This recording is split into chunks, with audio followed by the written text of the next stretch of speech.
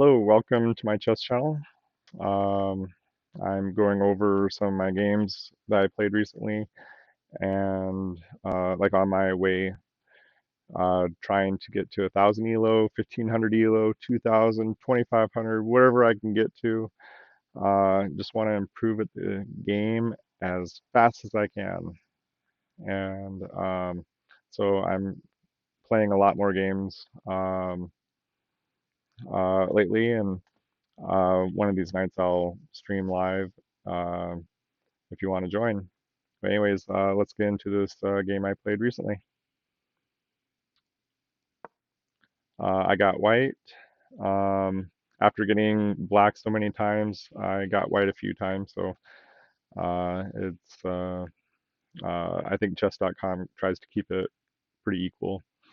But anyways, did queen pawn, and they did the same. I brought my knight, getting the whole typical Bob of London setup. He brought his bishop down here, which is pretty atypical. Usually they bring it out up to here, but I just get to win tempo on it. Um, Doing the classic pawn storm variation that Alex Bazia always likes to talk about. And um, I guess they are not familiar with the pawn storm. Uh, so he just like flipped out and just completely sacrificed it right here. Um, Alex Bazia always says that the Pawn Storm is always like a ton of bricks just getting shoved right at him. So yeah, um, and they must have just kind of freaked out a little bit, like, oh my bishop's getting trapped and it's nowhere to go. Let's just sacrifice it. Anyways, it looks like that's what they did. So I recaptured, best move. Um, they moved their knight out to a different square. And I moved my knight up with the whole idea of this classic forking idea, king and rook.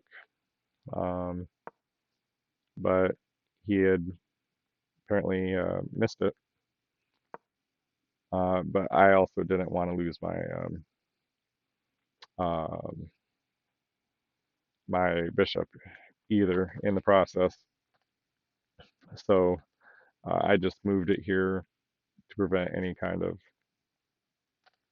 of taking. This still gave him an opportunity um, to bring his bishop out, which would probably be the best move in his arsenal. Instead, he brought out his bishop here, give me a check, and I brought this out, which was a mistake. Really, I should have left it there. It was in a great position. I should have just moved the king over. Lesson learned. So hopefully I don't do that in the future. So he moved it back out, which also would give me another opportunity just to go here and um, target, but he's also threatening to take the bishop. So I brought this out to prevent him from um, put the pawn up to prevent him coming back, which it's okay, but um, definitely there's better moves. And he just wanted to swap off the bishops, and I'm okay with that. Opens mine up a lot more attacking opportunities for the bishop or for the rook, and with ideas of moving all my pawns up. Pawn can't move that way or that way. Yeah. Anyhow, let's keep on going.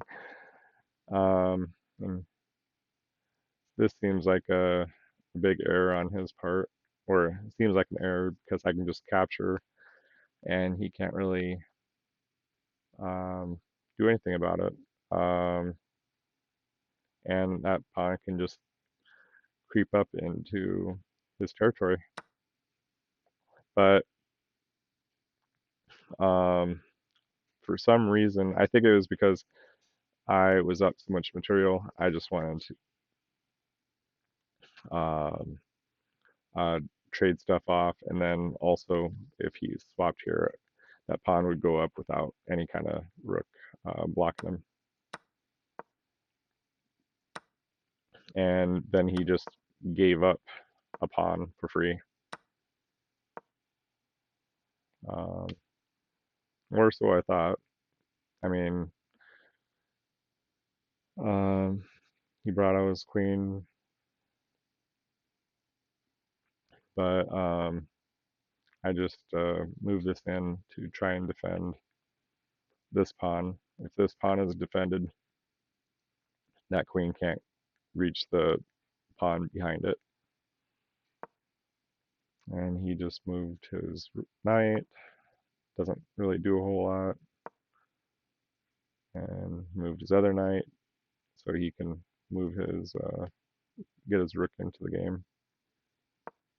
And I figured he was wanting to castle and maybe try and line up his rook with a queen. But I just want to, since I have a pass pawn, if we can just start trading stuff off, I can march this pawn up, get a new queen. But you didn't want a queen trade, which is smart on his part. You don't really want to trade down material uh, when you're losing. So I move my knight up here, try and target this pawn, and if this pawn moved, I could have a nice square for my knight over here, also delivering a check. And he castled,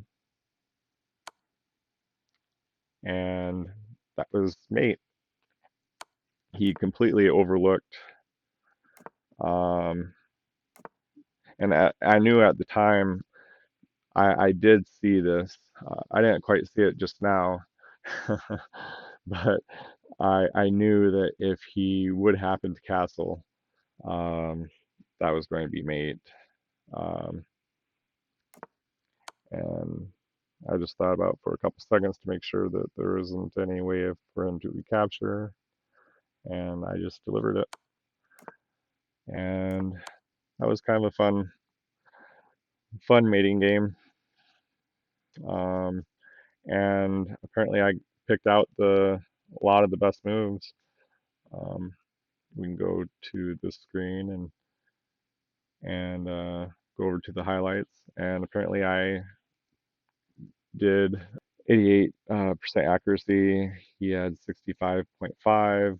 But if I were to go to the main page, uh, it shows up as a 90% accuracy. I don't know. But in any case, um, with my feelings aside, this was a great game for me. I performed well. I was able to see my opponent's tactics and his plans. It said I had one great move, no brilliancies, but I was pretty proud of this because I didn't have any blunders, misses, or mistakes. So the last three columns completely empty. Just had a couple of inaccuracies, which I don't know if you could even really call them truly inaccuracies. Uh, at least one of those was an inaccuracy for sure. But excellent moves and great moves. So, and best, yeah. And it said I had about a 600 or 1600 ELO rating, that 98.6 for the opening, and a 82.3 in the middle game. And we'll see what the future brings me. All right. See you later. Thank you for watching. Please, again, like and subscribe. Helps me out immensely. And if you subscribe, and want to play a game with me, I would love to. It'll be fun, and if you would like, I'll even publish it and talk about my thoughts. Anyways, again, have a great night. See you later. Bye.